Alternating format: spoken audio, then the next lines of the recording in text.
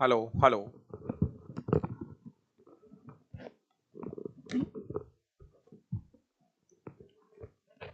Hello hello hello. नमस्कार दोस्तों, मैं संजय डावरा आप सभी विद्यार्थियों का हार्दिक स्वागत करता हूं डावरा क्लासेज के इस ऑनलाइन प्लेटफॉर्म पर। सभी विद्यार्थियों को नमस्कार, गुड इवनिंग। और जितने भी स्टूडेंट्स लाइव है भैया, सबसे पहले एक बार वीडियो को लाइक और शेयर कर दीजिए। जी हां दोस्तों, आज हमारा पेपर नंबर होगा 30। 2024 के हम 62 पेपरों का सॉल्यूशन कर रहे थे, जिसके अंदर आज होगा हमारा पेपर नंबर 30। और प्यारे विद्यार्थियों, आप सब भाइयों को पता है कि एएलपी के 15 पेपर हो चुके हैं और आज ये टेक्नीशियन ग्रेड थर्ड का ये पेपर नंबर 15वां है। कुल मिला के 62 पेपर में से आज ये पेपर नंबर 30 हम स्टार्ट कर रहे हैं। जितने भी भाई लाइव क्लास के साथ जुड़ चुके हैं, क्लास का टाइम 8 से 9 ही है, लेकिन आज ये क्लास जैसे कभी लेट हो जाते हैं किसी कारण से, तो क्लास 9 बजे लगा देते हैं और बड़ी बात नहीं है। बंटी भाई बहुत बढ़िया, लक्ष्मी नारायण गुड इवनिंग, सबको मेरा नमस्कार। लाल सोट वाले भाई, राकेश भाई बहुत बढ़िया। चलिए प्यारे विद्यार्थियों, पेपर स्टार्ट करने से पहले छोटी छोटी सी बातें हैं। अगर किसी स्टूडेंट को साइंस पढ़ना है, नया स्टूडेंट है, पहली बार यूट्यूब की दुनिया में आया है, तो उससे मेरा निवेदन है कि आप यूट्यूब पर पढ़िए, वो आपकी इच्छा है। लेकिन अगर आपने विज्ञान नहीं पढ़ा है तो आप एक बार विज्ञान पढ़ लीजिए। मात्र और मात्र 399 रुपए हमारी फीस है, जिसके अंदर आप पूरा साइंस लाइव प्लस रिकॉर्डेड पढ़ सकते हैं। शाम को 6 बजे लाइव क्लास होती है, 6 से 7 हमारी लाइव क्लास का टाइम है। इसके साथ साथ आप हमारे हाथ से लिखी हुई बायोलॉजी की किताब मंगा सकते हैं। पूरा साइंस हाथ से लिखा हुआ है और ये फिजिक्स केमिस्ट्री की हाथ से लिखी हुई किताब है। तो आप बिल्कुल ऑर्डर कर सकते हो अपने डावरा क्लासेस जयपुर एप्लीकेशन से और इन किताबों को आप घर बैठे मंगा सकते हो। चलिए, जी हां दोस्तों, आज हमारा पेपर होगा आरआरबी टेक्नीशियन ग्रेड थर्ड। 28/12/2024 का ये पेपर था और ये फर्स्ट शिफ्ट का पेपर है और बहुत बढ़िया पेपर है, शानदार वाला पेपर है। पहला क्वेश्चन आप देख लीजिए भाई।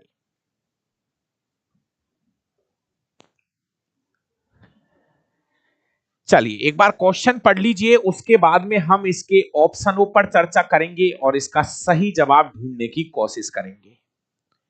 क्वेश्चन नंबर 1, प्यारे विद्यार्थियों, निम्नलिखित में से कौन सी फ्लोएम कोशिकाएं है?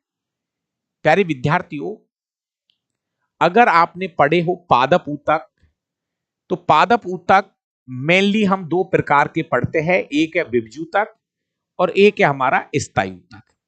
स्थायी ऊतक के प्रकार है सरल स्थायी ऊतक और जटिल स्थायी ऊतक। सरल स्थायी ऊतक और जटिल स्थायी ऊतक। जटिल स्थायी ऊतक दो प्रकार के होते हैं, जाइलम और फ्लोएम। जाइलम और फ्लोएम। प्यारे विद्यार्थियों, जाइलम और फ्लोएम भी बहुत सारी कोशिकाओं से मिलकर बनी है। यहां पर क्वेश्चन पूछा है फ्लोएम वाला। पहली बात तो फ्लोएम कोशिकाओं का काम क्या है? फ्लोएम का काम है हमारी पत्तियों में जो भोजन बनता है, पत्तियों में जो भोजन बनेगा उस भोजन को पौधों के विभिन्न भागों तक पहुंचाने का काम फ्लोएम का है। अब फ्लोएम जो है खुद 4 प्रकार की कोशिकाओं से मिलकर बना होता है। फ्लोएम जो है 4 प्रकार की कोशिकाओं से मिलकर बना होता है। उसमें दो कोशिकाएं यहां पर आपको दिखाई दे रही है, एक है चालनी नलिका और एक है साथी कोशिकाएं। प्यारे विद्यार्थियों, ये दो कोशिका जो है ये फ्लोएम की कोशिकाएं है। इसके अलावा ये वाहिनी, वाहिका, वाहिनी, वाहिका, ये आपके किसकी कोशिका है? जाइलम की है। तो फ्लोएम के अंदर 4 प्रकार की कोशिकाएं होती है। दो कोशिका आपको यहां पे दिख रही है, चालनी नलिकाएं, साथी कोशिकाएं, एक है फ्लोएम पेरेन्काइमा और एक है फ्लोएम फाइबर मतलब रेसे। ये 4 प्रकार की कोशिका फ्लोएम के अंदर पाई जाती है। ये जाइलम की कोशिका है। ये वाहिनी और वाहिका ये जाइलम की कोशिका है मेरे भाई। क्वेश्चन नंबर 2, रिक्त स्थान। एक, गैर विभाजित कोशिका संरचना में क्रोमेटिन पदार्थ के रूप में पाया जाता है। प्यारे विद्यार्थियों, अगर आपने कोशिका के बारे में पढ़ा होगा तो कोशिका के अंदर कोशिका के अंदर ये केंद्रक होता है, केंद्रक के अंदर होते हैं केंद्रिका। मेरे प्यारे विद्यार्थियों, हमारे केंद्रक के अंदर ऐसे कुछ धागे नुमा संरचनाएं पाई जाती है, इनको बोलते हैं क्रोमैटिन जाल। इसे कहते हैं क्रोमैटिन जाल। और यही क्रोमैटिन जाल आगे चलकर किसका रूप ले लेता है? डीएनए का रूप ले लेता है। बोले तो डीऑक्सीराइबोस न्यूक्लिक अम्ल। डीएनए बोले तो डीऑक्सीराइबोस न्यूक्लिक अम्ल होता है। और प्यारे विद्यार्थियों, जब डीएनए की बात आती है तो डीएनए का मेन काम है माँ बाप से जो लक्षण है उनको अगली पीढ़ी में पहुंचाने का काम ये डीएनए करता है। अगला क्वेश्चन देखिए, निम्नलिखित में से कौन सा समांगी मिश्रण का एक उदाहरण नहीं है? समांगी मिश्रण, देसी भाषा में बात करूं तो एक ऐसे मिश्रण जिसके घटक आपको अलग अलग दिखाई नहीं देते हैं। एक ऐसा मिश्रण जिसके घटक आपको अलग अलग दिखाई नहीं देते हैं। जैसे हमारे वायुमंडल में बहुत सारी गैसें हैं। वायुमंडल में बहुत सारी गैसें हैं। क्या हमको वो अलग अलग दिखती है? नहीं दिखती है। क्या नाइट्रोजन अलग दिखाई दे रही है? ऑक्सीजन अलग दिखाई दे रही है? नहीं दिखाई दे रही है। अगर पानी में मैं नमक को पूरी तरह से घोल दूं तो शायद वो भी आपको अलग अलग दिखाई नहीं देगा। चीनी के अंदर अगर पानी में चीनी घोल लूं तो प्यारे विद्यार्थियों वो भी आपको अलग सेपरेट तरीके से दिखाई नहीं देगी। तो देसी भाषा में बात करें तो समांगी मिश्रण का मतलब है एक ऐसा मिश्रण जिसके घटक आपको अलग अलग दिखाई नहीं दे। तो यहां पर आपको शुद्ध वायु, सिरका, चीनी का घोल, ये तीनों समांगी मिश्रण है। गुद्दे वाला संतरे का रस, जिसके अंदर आपको रस अलग दिखाई देगा और उसमें से जो गुद्दे हैं वो तंतु जो है वो अलग दिखाई देंगे। तो इस क्वेश्चन का सही जवाब है ऑप्शन नंबर डी। जितने भी भाई लाइव है सभी दोस्त एक बार भैया वीडियो को लाइक और शेयर जरूर कर दीजिए। क्वेश्चन नंबर 4, निम्नलिखित विकल्पों में से कौन सा पदार्थ की अवस्था में परिवर्तन और उस परिवर्तन से संबंधित प्रक्रिया से सही ढंग से मेल नहीं खा रहा है? इसका मतलब यहां पर ये 4 शब्द है, उर्ध्वपातन, निक्षेपण, वाष्पीकरण। चेक करिए क्या ये शब्द सही है? रुक जा मेरे भाई, रुक जा। अगर गैस से द्रव बनती है, गैस से द्रव बनती है, क्या इसको उर्ध्वपातन कहते हैं? ठोस से सीधा गैस, सही है, उर्ध्वपातन है। गैस से सीधा ठोस, निक्षेपण, सही है। द्रव से गैस बनना, वाष्पीकरण, ये भी सही है। तो भैया ऑप्शन नंबर ए इसका राइट आंसर होगा। गलत पूछ रहा है। गैस से द्रव इसको बोलते हैं संघनन। गैस जब मतलब पानी का जो वाष्प है जब ये द्रव में बदलती है तो इस क्रिया को हम संघनन बोलते हैं। इस क्रिया को क्या बोलते हैं? संघनन बोलते हैं। तो इस क्वेश्चन का सही जवाब है ऑप्शन नंबर ए। चलिए अब आते हैं 5वें नंबर पे। किस पौधे की पत्तियों की कोर पर कुछ कलिकाएं विकसित होती है जो मिट्टी में गिर जाने से एक नया पौधा विकसित कर लेती है? क्लियर है, इसमें ज्यादा समय खराब नहीं करेंगे। मेरे प्यारे विद्यार्थियों, यह पौधा है ब्रायोफिल्लम। ब्रायोफिल्लम की जो पत्तियां होती है उनके किनारों से कुछ इस प्रकार की कलिका निकलती है और जब ये पत्ती मिट्टी में जाके गिरेगी तो इसी से एक नया पौधा बन जाता है। तो इस क्वेश्चन का सही जवाब होगा ब्रायोफिल्लम। फिल्लम है ये, फाइलम नहीं है, phyllum, Bryophyllum. Question number 6, Amit Pal ji, Pappu भाई बहुत बढ़िया, Pappu sir, okay Pappu sir ji, Neeraj Kumar भाई बहुत बढ़िया, सबको मेरा नमस्कार। कालू राम मीणा, राधे राधे, सबको नमस्कार। दोस्तों क्लास का टाइम वो ही 8 से 9 रहेगा, लेकिन कभी कभी किसी कारण से कोई लेट हो गया, कोई प्रोग्राम फंस गया, किसी को कोई जन्मदिन आ गया तो जाना पड़ता है। लेकिन क्लास होगी चाहे 8 से 9 हो चाहे 9 से 10 है, भाई रेगुलर टाइम 8 से 9 ही है।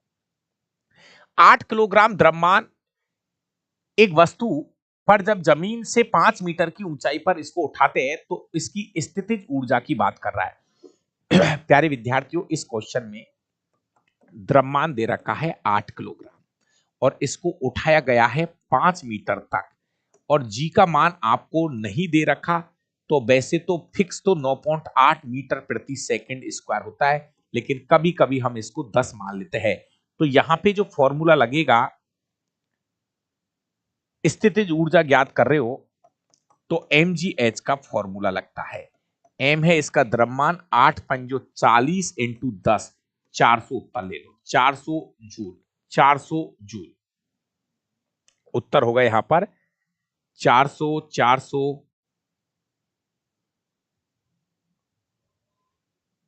जी। 1 मिनट रुक जाओ, थोड़ा सा रुको, 1 मिनट, थोड़ा सा रुकिए, थोड़ा सा रुकिए मेरे प्यारे विद्यार्थियों। प्लीज यहां पे जी का मान इन्होंने नहीं दिया, थोड़ी सी कलाकारी हुई है, प्लीज। बहुत बढ़िया जिन्होंने इस क्वेश्चन को पकड़ लिया। दोस्तों यहां पे जी का मान है ना, जी का मान इन्होंने जी दिया है, जी का मान कुछ नहीं दिया, जी दिया है। हाँ हाँ बिल्कुल, नहीं नहीं नहीं नहीं, 400 नहीं, 400 नहीं, समझिए इन्होंने यहां पे जी का मान जी दिया है, तो जी की जगह पे जी रख लो, बाकी का इसका जो उत्तर होगा वो होगा 40 जी, 40 जी इसका उत्तर होगा 40 जी। और आप ऊर्जा ज्ञात कर रहे हो इसलिए मात्रक तो जूल लगेगा, उत्तर 40 जी होगा इसका। जी का वैल्यू नहीं दिया, जी की जगह बोल रहा है जी रखो, हाँ बाकी जी का नहीं दे रहा, तो 9.8 मीटर प्रति सेकंड स्क्वायर इसका सही आंसर होता है। लेकिन इन्होंने जी की जगह पे जी ही रखना है, सही जवाब बी बनेगा भाई इसका, कोई जल्दबाजी का काम नहीं। 400 तो उत्तर है ही नहीं है ना, तो जी का मान आपको जी लेना है, इसकी जगह पर कोई मान नहीं रखना। क्वेश्चन नंबर 7, क्षितिज के निकट देखने पर तारों की स्थिति में आभासी ऊंचाई का क्या कारण है? प्यारे विद्यार्थियों बात यह है, कोई भी चीज थोड़ी ऊंची दिखाई दे रही है नहीं है, वो आभास की वजह से थोड़ी ऊंची दिखाई दे रही है, तो ऐसा होता है अपवर्तन की वजह से, ऐसा होता है वायुमंडलीय अपवर्तन की वजह से।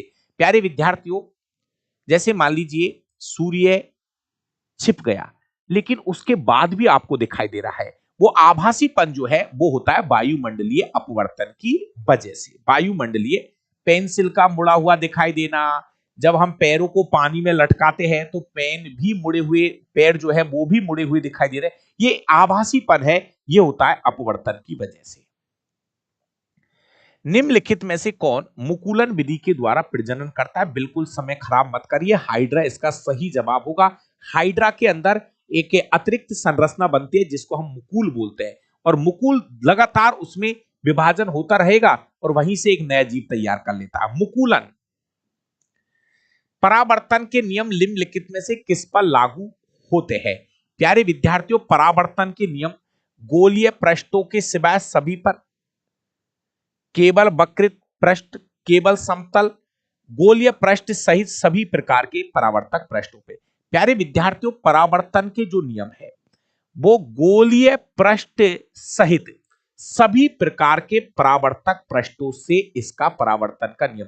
अब इसमें मैं आपको बता दूं, जैसे हमारा समतल दर्पण है, मेरे प्यारे विद्यार्थियों समतल दर्पण पे भी परावर्तन के नियम लगते हैं। अगर मैं गोलीय दर्पण की बात करूं, गोलीय दर्पण में चाहे वो हमारा अवतल दर्पण हो चाहे उत्तल दर्पण हो, जब आपने पॉलिश भी कर रखी है तो यहां पर भी परावर्तन के नियम क्या होते हैं? लागू होता है। इस क्वेश्चन का सही जवाब होगा ऑप्शन नंबर डी। 10 नंबर, निम्नलिखित में से कौन सी घटना टिंडल प्रभाव के लिए जिम्मेदार है? टिंडल प्रभाव ऐसे समझ लीजिए प्यारे विद्यार्थियों, कभी कभी आप देखना, कभी फिल्मों में देखा होगा, कभी जंगलों में देखना, सुबह सुबह आपको ऐसे रंगीन कलर दिखाई देते हैं, तो उसके पीछे रंग बिरंगे कलर दिखाई देते हैं। ये प्रिज्म वाला ही क्वेश्चन है, जैसे प्रिज्म पर प्रकाश डालते हैं, जब श्वेत प्रिज्म के ऊपर हम प्रकाश डाल रहे हैं तो वो 7 रंगों में बढ़ जाती है, वही घटना है। तो इस घटना को क्या बोलते हैं? प्रकाश का क्या नाम देते हैं? प्रकीर्णन या वर्ण विक्षेपण? नहीं नहीं, परावर्तन नहीं, अपवर्तन नहीं, टिंडल प्रभाव, टिंडल प्रभाव।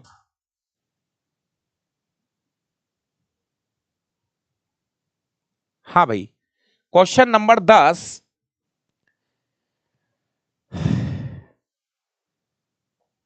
अरे इसमें भी क्यों उल्टा सीधा जवाब दे रहे हो यार? प्रकाश फैलता है तभी आपको वो रंग बिरंगे, जब प्रकाश की जो किरण है वायुमंडल में उपस्थित धूल और धुआं के कणों से टकराती है तो श्वेत प्रकाश कई भागों में क्या हो जाता है, फैल जाता है। प्रकाश जो है कई भागों में क्या हो जाता है, फैल जाता है, प्रकाश का प्रकीर्णन। निम्नलिखित में से कौन सा जीव परजीवी पोषण युक्त दर्शाता है? भैया परजीवी, कुछ क्वेश्चन ऐसे हैं जिन पे चाहे आप फालतू का समय खराब करोगे कोई लेना देना नहीं है। प्यारे विद्यार्थियों, परजीवी का मतलब है जो दूसरे के सहारे अपना जीवन यापन कर रहे हैं। इस क्वेश्चन का सही जवाब होगा अमरबेल। सितंबर 2024 में रिक्त स्थान, शोधकर्ताओं ने एक चिप पर मस्तिष्क विकसित किया जो आणविक फिल्म के भीतर 16,500 अवस्थाओं का डेटा संग्रहित करे और संसाधित कर सकता है। भैया ये तो एक बीच में एक करंट का क्वेश्चन आ गया बिना बात के, है ना। क्वेश्चन नंबर 12 एक करंट का क्वेश्चन था और इसका जवाब था सी, भारतीय विज्ञान संस्थान। ठीक है, करंट का आई, इसमें साइंस का कोई मतलब नहीं है। दिए गए विकल्पों में से सबसे उपयुक्त हाइड्रोजन परमाणु की त्रिज्या। प्यारे विद्यार्थियों, हमारी कक्षा 10वीं की एनसीईआरटी के अंदर हाइड्रोजन परमाणु की जो त्रिज्या है, हाइड्रोजन परमाणु की त्रिज्या जो है वो दे रखी है 10⁻⁻10 मीटर। जी हां, 10⁻⁻10 मीटर, जिसको हम एक एंगस्ट्रम भी बोल सकते हैं, एक एंगस्ट्रम भी इसका नाम। जी हां, कक्षा 9वीं की एनसीईआरटी में डिटो दिया हुआ है हाइड्रोजन की परमाणु के नाभिक की त्रिज्या। निम्नलिखित में से कौन से जीवाणु संक्रमण यौन संपर्क के कारण होते हैं? प्यारे विद्यार्थियों, यह है सिफिलिस और इसको बोलते हैं गोनेरिया। सिफिलिस और गोनेरिया ये जीवाणु जनित होने चाहिए भैया, बैक्टीरिया से होने वाले रोग, बैक्टीरिया से होने वाले रोग होने चाहिए। अब यहां पे एड्स नहीं है प्यारे विद्यार्थियों, एड्स जो है ये जीवाणु जनित नहीं है, ये तो वायरस से होने वाला रोग है। तो वी हटा दो, बी इसमें है हटा दो, बी इसमें है हटा दो, बी इसमें है हटा दो, वी नहीं हो सकता। एड्स जो है वो वायरस जनित है मेरे भाई, एड्स को हटा लीजिए। एड्स जो है यौन संक्रमित तो है लेकिन एड्स तो वायरस जनित है भाई, वो पूछ रहा है बैक्टीरिया जनित पूछ रहा है। तो इसका जवाब होगा सिफिलिस और गोनेरिया, सिफिलिस और गोनेरिया। अगला क्वेश्चन है, तनु विलयन के संबंध में निम्नलिखित में से कौन सा कथन सही है? भाई देसी भाषा में सीख लीजिए, एक होता है तनु और एक होता है सांद्र। सांद्र का मतलब तो होता है जिसमें गाढ़ापन, ऐसे देसी भाषा में कह सकते हैं जिसके अंदर दो चीज होती है। एक छोटी सी कहानी है, ये बिलियन है, इस बिलियन में दो चीज है, एक बिले और एक होता है बिलायक। ठीक है प्यारे विद्यार्थियों, जहां पर ये बिले ज्यादा और बिलायक कम, इसका मतलब ये जो बिलियन है ये गाढ़ा है, इसको बोलेंगे सांद्र। लेकिन प्यारे विद्यार्थियों, जहां पे विलायक तो रहेगा ज्यादा, मतलब ऐसे समझ लो पानी ज्यादा, और विले विले ये रहेगा कम। जहां पे ऐसे समझो, जहां पे पानी ज्यादा, पानी ज्यादा, जहां पे पानी की मात्रा ज्यादा और किसी अम्ल की मात्रा कम, अम्ल की मात्रा कम। प्यारे विद्यार्थियों, पानी ज्यादा है अम्ल कम है तो वो विलयन कैसा होगा? तनु विलयन होगा। अब लाइन पढ़नी पड़ेगी दोस्तों, इसमें विलायक की अधिक मात्रा में, विलायक की अधिक मात्रा में, देखिए यहां पर बोला है तनु विलयन में विलायक की अधिक मात्रा, यहां तक रुक जाना, में थोड़ी मात्रा में विलेय घुला होता है, इसको हम बोलते हैं तनु विलयन। इसको क्या नाम देते हैं? तनु विलयन। क्वेश्चन नंबर 15, निम्नलिखित में से कौन सा बिस्मांगी विलयन का एक उदाहरण है? एक है समांगी, एक है बिस्मांगी। बिस्मांगी का मतलब है जहां पे जो विलेय और विलायक जो है उनके कण आपको अलग अलग दिखाई देंगे। चलिए भैया, अमित कुमार जी बहुत बढ़िया, अर्जुन भाई, अब हमारे जितने भी भाई रेलवे की तैयारी कर रहे हैं बस एक ही आस में बैठे हुए हैं कि एग्जाम कभी भी हो सकती है। दोस्तों, जब हमने पिछले 3-4 महीने से लगातार हमने धैर्य बनाया हुआ है कि रेलवे की एग्जाम होगी, अब हम उस पीक टाइम पे आ चुके हैं। मैं आपसे फिर कह रहा हूं, पढ़ना नहीं पढ़ना, तैयारी करना, वो आपकी जिम्मेदारी है। लेकिन मैं तो आपको अब मैं आपको यह कह रहा हूं, अगर पिछले कुछ बहुत सारे रिकॉर्ड यदि उठा के देखोगे तो मेरे प्यारे विद्यार्थियों, मेरा कहना मान लेना, आप उस टाइम और उस समय पर आप पहुंचे हैं जहां से परीक्षा ज्यादा दूर नहीं है। 99% रेलवे की परीक्षाएं आपको अक्टूबर, नवंबर और दिसंबर में देखने को मिलेगी। आप पिछली बहुत सारी परीक्षा देख लेना मेरा भाई, रेलवे ने हमेशा नवंबर दिसंबर के अंदर भर भर के परीक्षाएं कराई है। और मेरा भाई, रेलवे की ये परीक्षा, शायद मेरा ऐसा मानना है, अब वो तो उनकी मर्जी है, लेकिन नवंबर दिसंबर में ये एग्जाम हो सकती है। एक बार आप अच्छे से देख लेना, बाकी आपकी मर्जी है।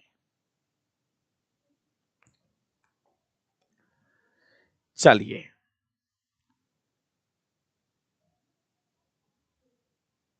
10 में बी सही है। 10 में तो हमने भी बी लगाया है, आपने क्या नया बता रहे हो?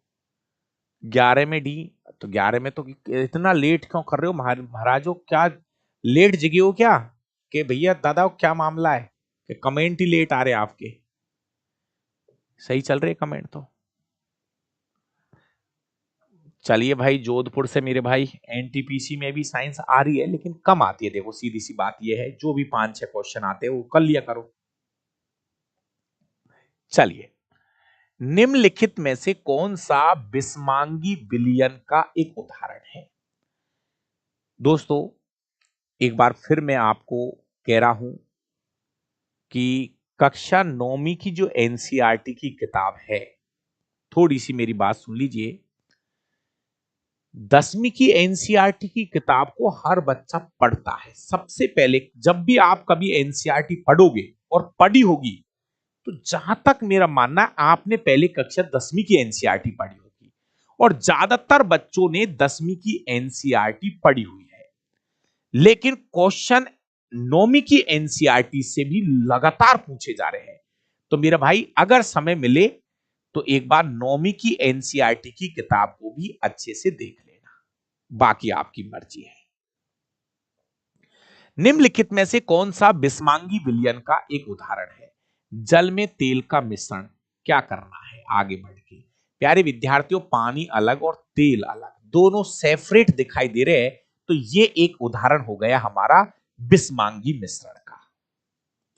क्वेश्चन नंबर 17 को चेक कर लीजिए एक बार। क्वेश्चन नंबर 17 क्या कह रहा है?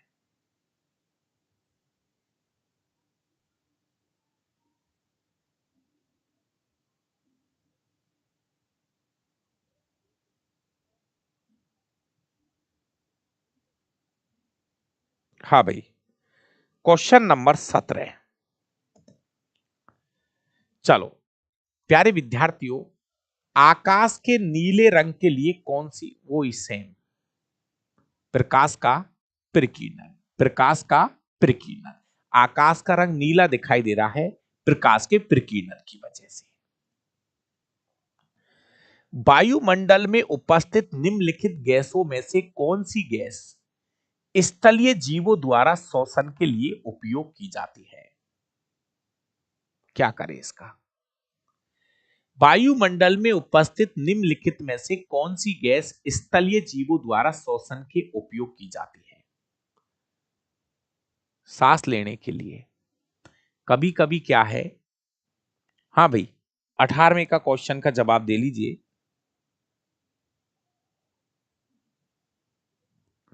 हाँ, कभी कभी जब क्वेश्चन एकदम सीधा आ जाता है ना, तब भी डर लगता है कि कहीं उसका ऑप्शन कोई दूसरा नहीं हो जाए। ऑक्सीजन श्वसन के लिए किस, ये अच्छा क्वेश्चन है। ये जितने भी भाई अभी लाइव चल रहे हैं, एक बार क्वेश्चन नंबर 19 देखना भाई, चेक करिए, देखा क्या कह रहा है आपका मन। बहुत बढ़िया क्वेश्चन है किस एक कोश के जीव की कोशिका के एक सिरे पर चाबुक जैसी संरचना होती है और इन संरचनाओं के संबंध में द्विआधारी विखंडन एक निश्चित अभिविन्यास में होता है। मेरे प्यारे विद्यार्थियों, अब हमने बार बार चित्र देखे हैं ना, तो आपको मैं बता दूं, जैसे हमने अमीबा का चित्र देखा है, कुछ इस तरीके का होता है। ठीक है, अमीबा का जो चित्र है कुछ इस तरीका का चित्र होता है अमीबा का। ठीक है, अमीबा का चित्र हो गया, देखा है अमीबा का चित्र तो। ठीक है, यीस्ट एक प्रकार का कवक होता है, एक फिक्स डायरेक्शन इसकी नहीं है, स्ट्रक्चर भी नहीं है, बना सकते हो लेकिन ऐसा कोई तो अब बात ये ना कि इसमें से कभी जब हम लिस्मानिया का चित्र देखेंगे तो लिस्मानिया में क्या होता है, जैसे ये लिस्मानिया है और इसके एक सिरे पर इस तरह की स्ट्रक्चर होती है। ये चाबुक नहीं होता है कि चाबुक जैसी संरचना।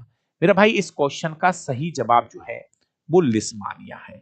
आपको चाहो तो मैं गूगल पे ले चलता हूं, तो इसने एक लाइन और जोड़ी है, चाबुक जैकी एक कोश के जीव होना चाहिए पहली बात तो।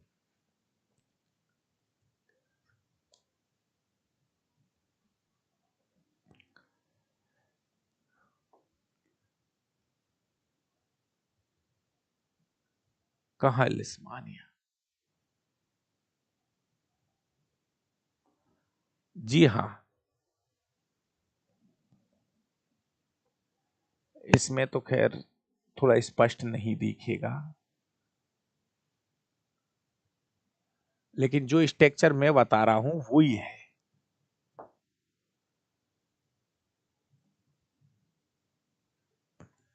लिस्मानिया।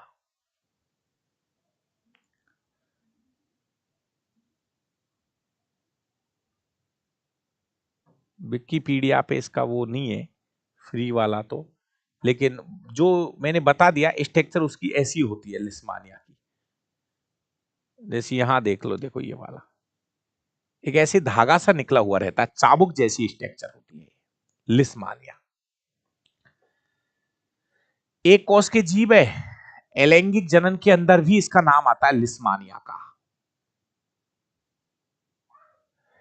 टैलने का बारी अलग बात है, उसमें एक लाइन बोलिए चाबुक जैसी स्ट्रक्चर। टैलने को तो तुम भी टैल सकते हो, चाबुक जैसी संरचना होती है ऐसा बोला उसके एक सिरे पर। अगला क्वेश्चन है, क्वथनांक से कम किसी भी तापमान पर द्रव का वाष्प में परिवर्तन क्या कहलाता है? भाई साहब, उसमें क्या करना है, द्रव के वाष्प में परिवर्तन को हम क्या नाम देते हैं? वाष्पीकरण नाम देते हैं। द्रव का वाष्प में बदलना वाष्पीकरण कहलाता है। क्वेश्चन नंबर 21, प्रतिरोधों को श्रेणी संयोजन में समतुल्य प्रतिरोध क्या होगा? प्यारे विद्यार्थियों, अगर प्रतिरोधों को हम श्रेणी क्रम में जोड़ते हैं तो इसका तुल्य प्रतिरोध क्या होगा? तुल्य प्रतिरोध क्या होगा, इन सबको हम जोड़ देते हैं, तुल्य प्रतिरोध जो है वो अधिकतम प्राप्त होगा। अलग अलग प्रतिरोधों के गुणनफल नहीं, अलग अलग प्रतिरोधों के योग के बराबर होगा। ऑप्शन नंबर बी पकड़ लीजिए, ऑप्शन नंबर बी। प्यारे विद्यार्थियों, जब प्रतिरोधों को हम श्रेणी क्रम में जोड़ते हैं तो उनका जो तुल्य प्रतिरोध होता है उन सबका क्या होता है? योग होता है। क्वेश्चन नंबर 22, निम्नलिखित में से कौन से गैस का एक अभिलाक्षणिक गुण नहीं है गैस के लिए? ठोस, द्रव, गैस। प्यारे विद्यार्थियों, इनके कण बहुत शिथिल रूप से भरे होते हैं, विसरण की दर बहुत अधिक होती है, अत्यधिक संपीड़ित होते हैं और इनका आकार निश्चित होता है। नहीं मेरे प्यारे भाइयों, इनका कुछ हो नहीं हो लेकिन इनका आकार निश्चित नहीं होता है। प्यारे विद्यार्थियों, जो गैसें होती है उनका आकार व आकृति जो है वो निश्चित नहीं होती है। ऑप्शन नंबर डी पकड़िए, बाकी का सभी कथन ऊपर वाले सही है। निम्नलिखित में से किस जीव में आनुवांशिक रूप से पूर्व निर्धारित लिंग नहीं है? प्यारे विद्यार्थियों, एक बढ़िया क्वेश्चन है, शायद रिपीट बहुत बार हो गया ये क्वेश्चन।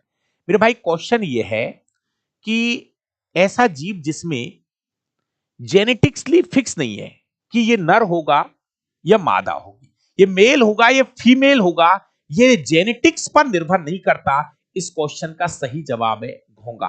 प्यारे विद्यार्थियों, घोंगा का जो लिंग का निर्धारण होता है वहां के एनवायरमेंट और टेम्परेचर पर निर्भर करता है। Option number C. जब एक नाविक चलती हुई नाव से कूदता है तो नाव पीछे की ओर गति करती है, और गति के किस नियम? प्यारे विद्यार्थियों, यह है क्रिया प्रतिक्रिया का नियम।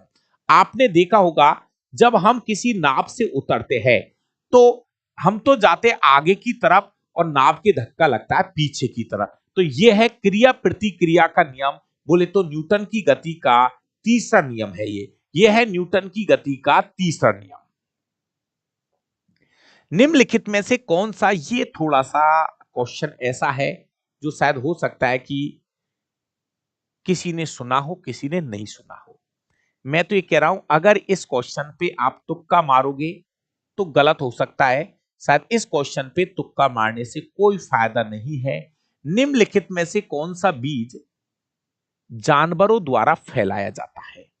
विशेष रूप से कांटों वाले कांटेदार बीज होते हैं जो उनके शरीर से जुड़ जाते हैं और दूर स्थान पर।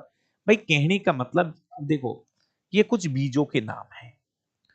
ऐसा बीज जिसका बीज के ऊपर थोड़े से कांटे से होते हैं, तो ये क्या है? कैसे मान लीजिए गाय भैंस जानवर बैठेंगे तो वो उसके चिपक जाएंगे तो वो दूसरी जगह चले जाएंगे। तो प्यारे विद्यार्थियों, इस क्वेश्चन का सही जवाब है जेंथियम और यूरेना। अब ठीक है, मैं तो सही बताऊं तो ठीक है, जो उत्तर दे रही है तो बहुत अच्छी बात है। नहीं तो अगर ये क्वेश्चन आपने सुना नहीं है ना, शायद मुझे नहीं लगता कि आप में से नाम भी सुन रखा है किसी भाई ने। बाकी आपकी मर्जी है ना। इनके जो बीज होते हैं वो कांटे के जैसे होते हैं, तो वो चिपक के दूसरी जगह चले जाते हैं। निम्नलिखित में से कौन सा कथन निलंबन के बारे में सत्य है? भाई ये क्वेश्चन कम से कम 20 बार रिपीट हो चुका है। कोलाइड, निलंबन, मिश्रण, विलयन। प्यारे विद्यार्थियों, निम्नलिखित में से कौन सा कथन निलंबन के बारे में सत्य है? सत्य है यह एक समांगी मिश्रण होता है, यहां तो ये दे रखा है, और विलेय कणों को मिश्रण से अलग नहीं किया जा सकता। जब निलंबन को शांत छोड़ देते हैं तो ये विलेय के कण नीचे नहीं बैठते। निलंबन के कणों को आंखों से देखा जा सकता है। हाँ भाई, क्वेश्चन नंबर 26 देखिए, निलंबन के कणों को आंखों से देखा जा सकता है। देखो दोस्तों, ये तो कितनी बार मैंने आपको पीडीएफ दिखा दी इसकी। निलंबन के कण इतने छोटे होते हैं कि इन्हें हम आंखों से नहीं देख सकते। निलंबन के कण इतने छोटे होते हैं, निलंबन के कणों को हम आंखों से नहीं देख सकते। देखो ये लाइन है, मैंने अभी 2-4 बार हमारे जो डावरा क्लासेस टेलीग्राम चैनल है उस पर आपके लिए मैंने बहुत सारे फोटो खींच के डाल रखे हैं। हर वो इंपॉर्टेंट फोटो में आपको डालता रहता हूं। देखिए दोस्तों, नंबर 1, निलंबन एक विषमांगी मिश्रण होता है। ये कण आंखों से देखे जा सकते हैं। ओके ओके ओके, निलंबन के कण आंखों से देखे जा सकते हैं। निलंबित कण प्रकाश की किरण को फैला देते हैं, मार्ग दृष्टि गोचर हो जाता है। शांत छोड़ देते हैं तो ये कण नीचे की ओर बैठ जाते हैं। अस्थायी होता है, छानन विधि से अलग कर सकते हैं। मिश्रण को पृथक किया जा सकता है। विषमांगी मिश्रण है, आंखों से देखे जा सकते हैं। चेक कर लो, आंखों से देखे जा सकते हैं। हाँ भाई, क्या कह रहे हो, क्या कह रहे हो भाई साहब? एक बार चेक करो, चेक करो। डी वाले भाइयों एक बार चेक कर लो 26वां नंबर का क्वेश्चन। 26वें नंबर का क्वेश्चन चेक कर लीजिए। अपना आंसर बदलो भाई साहब, इसमें तो गड़बड़ी है। निलंबन के जो कण है उनको आंखों से तो देखा जा सकता है, सत्य तो पूछ रहा है। ओके ओके ओके, ठीक है ठीक है ठीक है ठीक है ठीक है ठीक है भाई साहब, सत्य ही पूछ रहा है, मैं इनमें कौन सा कथन सत्य नहीं है? ओके 100% राइट है। नहीं नहीं नहीं नहीं नहीं, नहीं। सत्य है। ये नीचे नहीं बैठते, ये तो गलत हो गया ना। मैं सोच रहा हूं गलत पूछ रहा है, सत्य नहीं है भैया, सत्य ही पूछ रहा है। जी जी जी सही है। शक्ति P और V और R के बीच में क्या संबंध है? प्यारे विद्यार्थियों, आपको पता है शक्ति P बराबर W अपॉन T होता है। शक्ति P बराबर W की जगह हम mgh अपॉन T भी लिख सकते हैं। शक्ति W कार्य की जगह ऊर्जा अपॉन T भी लिख सकते हैं। शक्ति P बराबर B इंटू आई भी लिख सकते हैं। शक्ति P बराबर V स्क्वायर अपॉन R भी लिख सकते हैं। और शक्ति P बराबर आई स्क्वायर और R भी लिख सकते हैं। इस क्वेश्चन का सही जवाब होगा ऑप्शन नंबर सी, शक्ति P बराबर बी स्क्वायर अपॉन आर। ये 5-6 फॉर्मूले मैंने लिखे हैं, ये थोड़ा सा ध्यान रखना, मेनली यही फॉर्मूले ज्यादातर काम में आते हैं शक्ति ज्ञात करने के।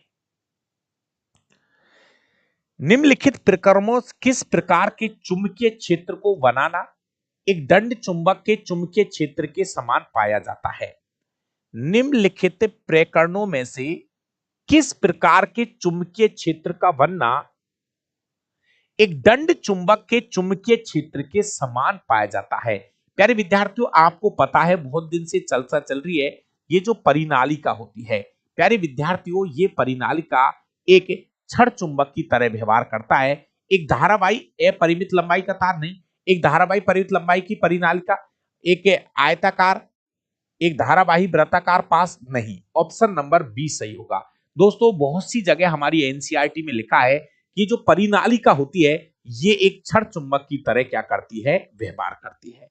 क्वेश्चन नंबर 29, प्रत्येक अंडाशय में से प्रत्येक माह कितने अंडे निकलते हैं? प्यारे विद्यार्थियों, आपको पता होगा महिलाओं में एक जोड़ी क्या होता है, ओवरी अंडाशय, और एक महीना अंडा इधर से बनता है और 28 दिन बाद जब रज चक्र पूरा हो जाता है तो अगली बार अंडा इधर से बनेगा।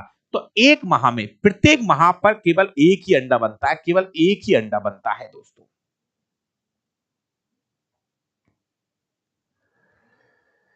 बिल्कुल भाई, निर्मल भाई बहुत बढ़िया, प्रदीप कुमार जी, पूजा सिंह।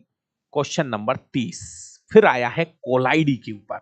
कोलाइड के लिए निम्नलिखित में से कौन सा कथन गलत है? गलत पूछा कोलाइड के लिए, सही पढ़ना भैया। क्वेश्चन नंबर 30 को सही पढ़ना।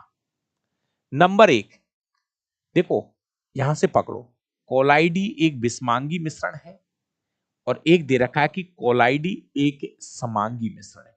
अब पक्की बात है, दो में से एक गलत है, एक ही तो सही होगा। कोलाइडी समांगी मिश्रण है या विषमांगी? आपसे गलत पूछ रहा है, गलत पूछ रहा है, गलत गलत गलत गलत। प्यारे विद्यार्थियों, कोलाइडी एक विषमांगी मिश्रण होता है, ये तो सही है, ये वाली लाइन तो सही है। इसका मतलब ऑप्शन सी वाली जो लाइन है वो गलत हो जाएगी। प्यारे विद्यार्थियों, कोलाइडी एक समांगी मिश्रण है, ये लाइन गलत है। ऑप्शन नंबर सी राइट हो जाएगा इसका। अगला क्वेश्चन है क्वेश्चन नंबर 31, शोषण से संबंधित निम्नलिखित में से कौन सा कथन सही है? भाई क्वेश्चन है इस बार शोषण का। चलिए यहां पे थोड़ा सा इसको और ऊपर कर लेते हैं। अब बात आती है, ध्यान से सुनना, खमीर, यीस्ट, यीस्ट में किण्वन के दौरान पाइरुवेट जो अम्ल है वो एथिल एल्कोहल में बदल जाता है, CO2 गैस बाहर निकलती है। कथन एक तो सही है। प्यारे विद्यार्थियों, यीस्ट में जब अवायवीय शोषण होता है, यीस्ट में जब अवायवीय शोषण होता है तो पाइरुवेट अम्ल बनता है, वो आगे चलकर एथिल एल्कोहल और CO2 में बदल जाता है। नंबर 2, ऑक्सीजन का उपयोग करके पाइरुवेट का विखंडित, ये क्वेश्चन रिपीट हुआ है, ये लाइन तो गलत है। ये काम हरित लवक में नहीं होता, माइटोकॉन्ड्रिया में होता है। मांसपेशी कोशिकाओं में पाइरुवेट अम्ल जो है वो लैक्टिक, जी हां 1 और 3 सही है। ये क्वेश्चन तो पहले भी आया हुआ है मेरा भाई, रिपीट हुआ क्वेश्चन है। नहीं, अरे भाई आपसे पूछ रहा है सही, बी लाइन गलत है। हमारे अंदर जब पाइरुवेट अम्ल माइटोकॉन्ड्रिया में जाता है तो वो पाइरुवेट अम्ल जो है वो माइटोकॉन्ड्रिया में टूटता है ऑक्सीजन की उपस्थिति में, हरित लवक में नहीं। 1 और 3 सही है इसका उत्तर। निम्नलिखित में से किस तापमान पर ठंडा होने पर द्रव ठोस में परिवर्तित हो जाता है? द्रव जो है ना, ठोस में बदलना। प्यारे विद्यार्थियों, द्रव मतलब पानी है।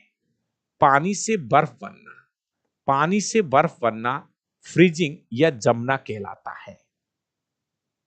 हाँ, बात हो रही है द्रव से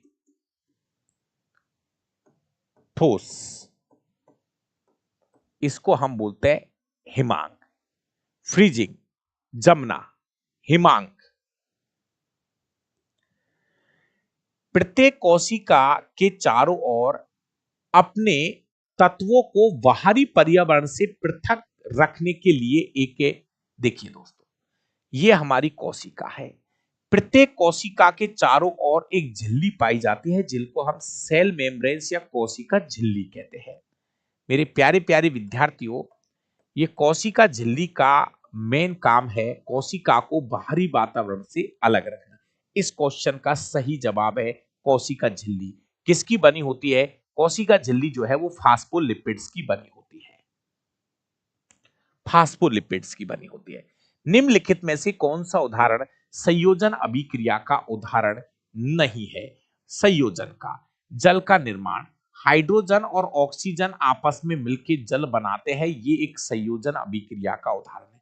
बिना बुझे चूने से चूने का बनना। प्यारे विद्यार्थियों, जब बिना बुझे चूने में जब पानी मिलाया जाता है तो बुझा हुआ चूना बनता है, ये भी एक संयोजन अभिक्रिया है। कोयले का दहन, कार्बन की क्रिया ऑक्सीजन से कराते हैं, CO2 बनता है, ये भी संयोजन है। तो कॉपर सल्फेट की क्रिया जब लोहे से कराई जाती है तो लोहा कॉपर के धक्का मार के बाहर फेंक देता है, विस्थापन अभिक्रिया का उदाहरण है। ऑप्शन नंबर वी, ये विस्थापन अभिक्रिया का उदाहरण है। 35 नंबर का क्वेश्चन, दिए गए विकल्पों में से परजीवी पादप का, फिर से एक बार क्वेश्चन रिपीट हो रहा है, परजीवी पादप में किसका नाम आ गया? अमरबेल का नाम आ गया। 36 नंबर, तेज धूप वाले दिन के बाद लोग छत या खुले मैदान पर पानी का छिड़काव कर देते हैं, क्यों? Question number 36। प्यारे विद्यार्थियों, इसको थोड़ा सा आप याद करके रखना। गर्मियों के दिनों में आपने देखा होगा कि हम छत के ऊपर पानी डाल देते हैं, उसका एक रीजन है। जैसे ही आप पानी डालोगे, पानी बाष्प बन के उड़ेगा, तो पानी बाष्प बन के उड़ेगा, लेकिन उसके पास का जो एनवायरमेंट है वो क्या हो जाएगा? ठंडा हो जाएगा। एक बार डी को पढ़िए, पानी के वाष्पीकरण की अधिक गुप्त ऊष्मा गर्म सतह को ठंडा करने में क्या करती है? सहायता करती है। डी ऑप्शन इसका राइट है भाई साहब, पढ़ना पड़ेगा ये क्वेश्चन आपको। 37 नंबर, गर्म वायु के विक्षुब्ध प्रवाह में से दिखाई देने वाले धूल के कणों की आभासी अनियमित अस्थिर गति प्रतीत होने का क्या कारण है? थोड़ा सा इस क्वेश्चन को भी पढ़ना पड़ेगा, नहीं तो ऐसे क्वेश्चन समझ में भी नहीं आते, कभी कभी गलत हो जाते हैं। प्यारे विद्यार्थियों, कभी गर्मियों के दिनों में देखना, गर्मियों के दिनों में हमारी जमीन से ऊपर वायु गर्म होकर उठ जाती है, तो दो लेयर बन जाती है। गर्म लेयर अलग बन जाती है और ठंडी लेयर अलग बन जाती है। तो जब कोई भी चीज गर्म वायु से ठंडी वायु में जाती है तो वहां पे प्रकाश का क्या होता है? अपवर्तन।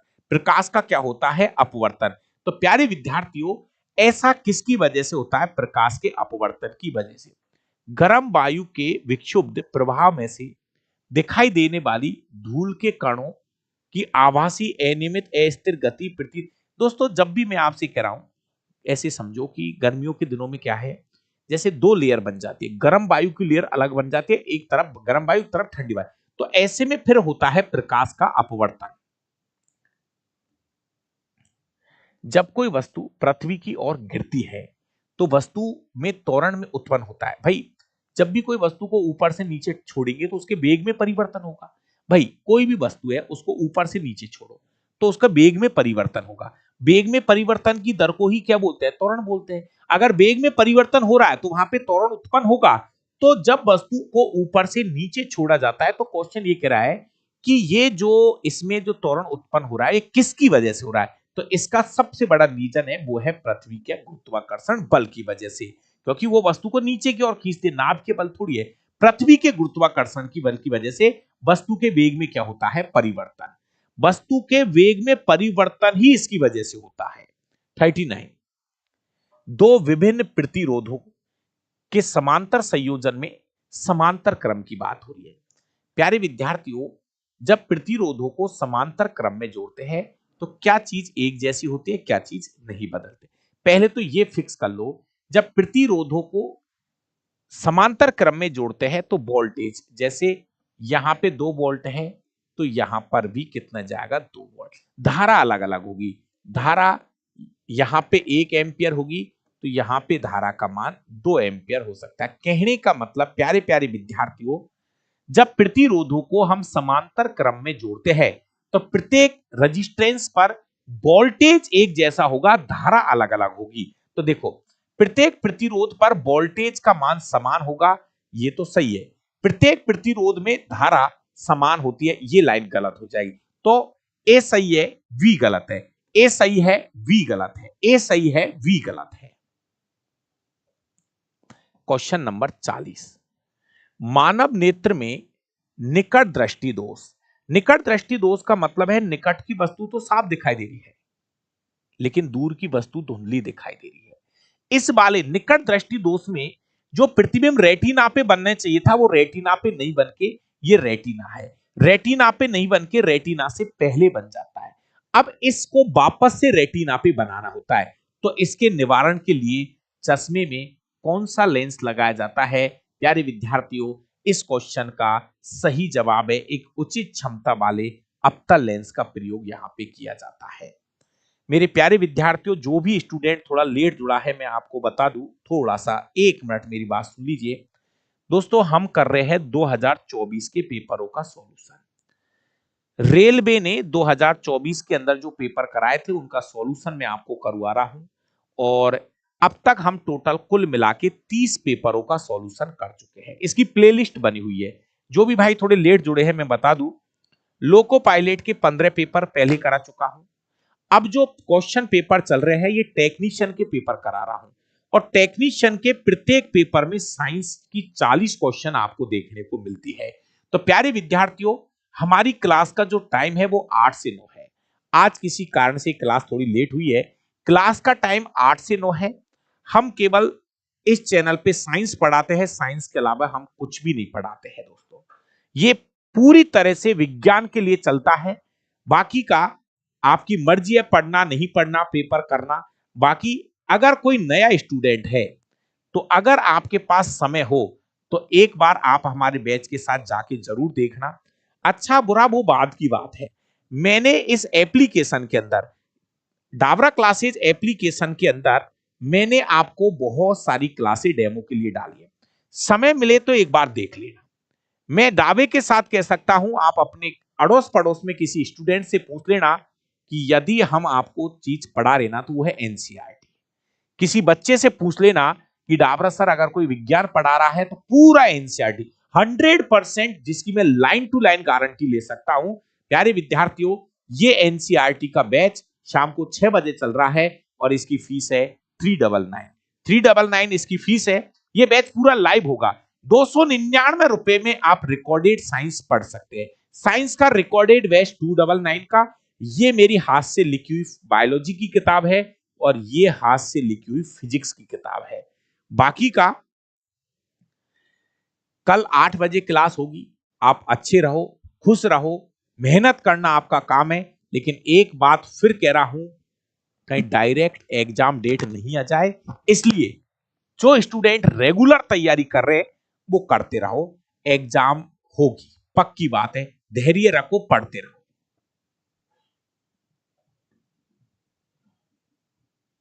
चलिए, थैंक यू, धन्यवाद।